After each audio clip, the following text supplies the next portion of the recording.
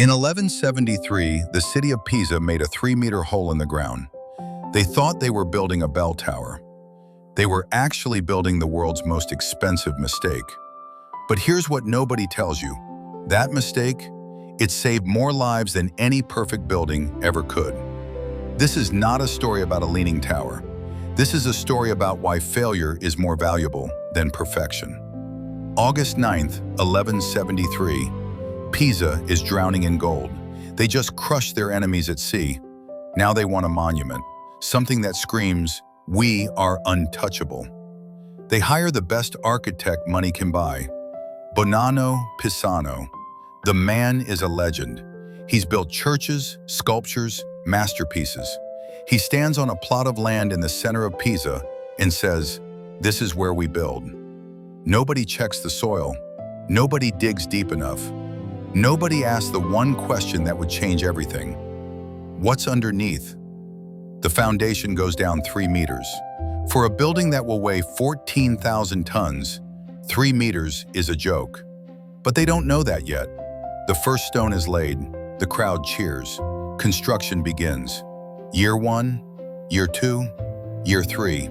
The tower rises, white marble gleaming in the Mediterranean sun. 3 floors complete. Then someone notices. The tower is tilting. Not much, just a few centimeters, but it's there. Panic. The architect disappears from history, literally. We don't know what happened to Bonanno Pisano after this. Some say he fled in shame. Some say he was executed. All we know is he vanished. And here's where it gets insane. They stop building, but not because of the tilt, because Pisa goes to war.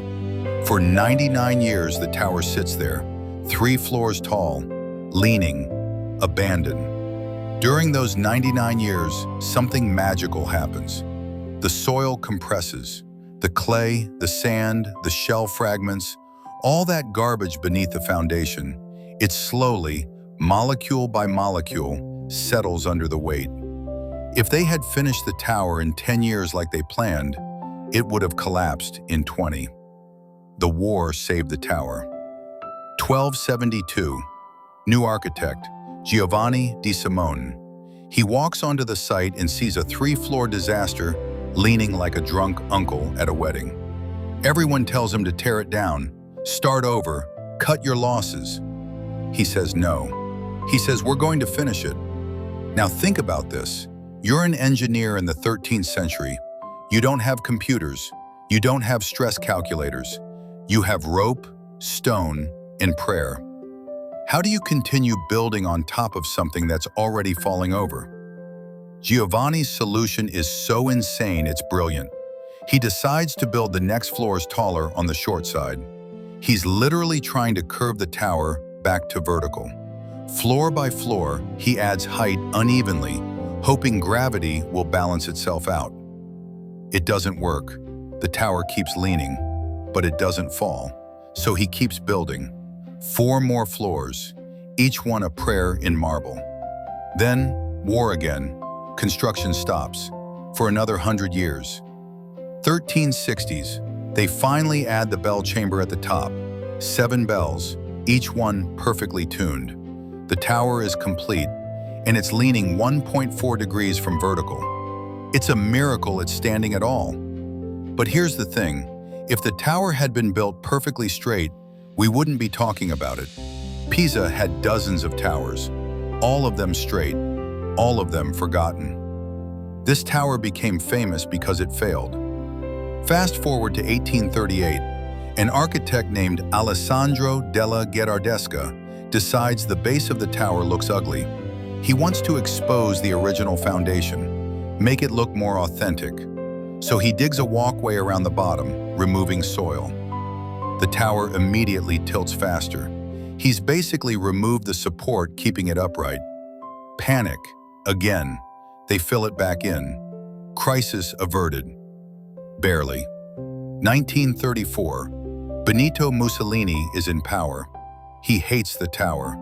He thinks it makes Italy look incompetent. So he orders engineers to drill holes into the foundation and pump it full of concrete. 80 tons of concrete. The tower sinks on one side. The tilt gets worse. Mussolini's solution made the problem worse. The engineers shut up about it. Nobody wants to tell the dictator he screwed up. 1944, World War II. American forces are advancing through Italy. They've been ordered to destroy any tall structure that could hide enemy soldiers. The Leaning Tower is on the list. A soldier is sent to confirm there are no enemies inside. He climbs to the top. He looks out over Pisa. The city is half destroyed, smoke rising from the rubble. But the tower, this ridiculous, crooked, impossible tower, is still standing. He radios back, "Don't fire." The tower survives.